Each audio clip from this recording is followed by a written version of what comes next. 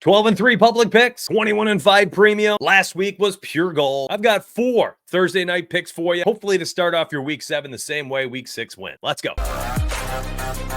Last week, college football went absolutely nuclear, and it's nothing new. 63-34 in the season for plus 28.15 units profit. Insane. Also cashed at a plus 16,000 parlay, which really amped up the units profit. There's the picket right there on the screen for you. Why am I showing you college football before 4 Thursday night football picks? Because it's Wednesday, and on Wednesday, I post my college football picks for the next week. That's right. You'll get about 10 to 12, almost a dozen college football picks. It's all based on games betting, sides, totals, money line. If that interests you, then grab that $14.99 link down below. It's worth it. It's the OS Picks link. Use code Donuts50. All right, let's talk about Thursday Night Football. Now, yesterday, I talked about Alvin Kamara and I talked about Bo Nix. I had 2 player props for you. You could use on Underdog and Sportsbooks, wherever you want to use them. Use this info how you want. Weekly, I'm just telling you what I'm doing. So if you want that video, go back and watch part 1. This is part 2. And the first player we're talking about is going to be Spencer Rattler. Lower than 189.5 passing yards. The Denver Broncos run a very high man coverage rate. Why does this matter? Because Spencer Rattler in the second half against the Tampa Bay Buccaneers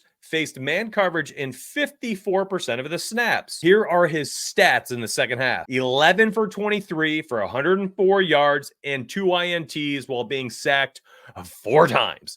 The kid struggled under pressure and in man coverage when they were missing Chris Olave and Rashid Shaheed. Nobody could get open. Now, this actually gives me 2 angles for this game for Spencer Rattler.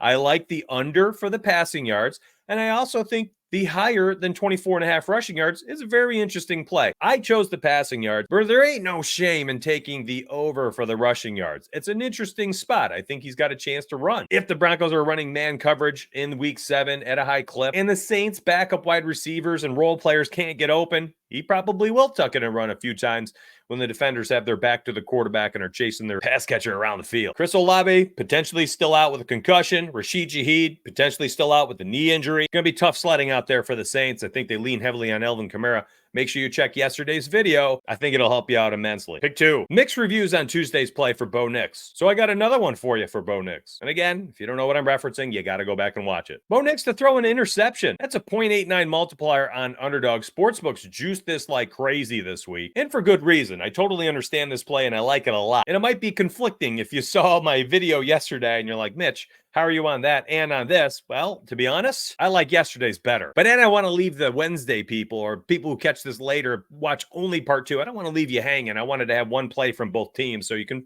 put a little 2-pick entry together if you'd like. Yes, he has looked better as of late. He's thrown 1 interception through it last game after going 3 games without throwing an interception. He did start off the season throwing 2 interceptions in both of the first 2 games. Now, this Saints defense I broke down in yesterday's video, they're very opportunistic. Yes, they have given up the 4th most passing yards per game. Yes, they've given up the 3rd most long passes completed in the NFL. And yes, this is another truth. They have the 2nd most interceptions in the NFL with 10. None of that makes sense other than them being opportunistic. They're aggressive ball hawks. They get a lot of interceptions, but because of their aggressiveness, they give up a lot of big plays. And I do think both of my Bo Nix plays could hit for Thursday Night Football. Bo is juiced to throw that INT like I mentioned, but I do like that 0.89 multiplier. I don't think there's anything wrong with it. Now, my next 2 videos, the touchdown picks and the best matchups, they went 5-1 last week, including a 3-0 running back sweep on the best matchups video. 72% of these plays have cashed out this season on this YouTube video. You're not going to want to miss it. Subscribe. Make sure you come back tomorrow. I'm going to try to line your pockets. Those next 2 days, those next 2 videos, those have been absolute W's. And again, if you need help, I don't blame you. My picket has been looking delicious, and you can have it too, my friends. Grab that link down below. It's very easy to click it, apply the promo, and Stripe. Get access to Discord, and I'm going to help line your pockets. All right, my friends. I'll see you on the inside of Discord. And if not, I'll catch you again here on this channel. Let's get paid.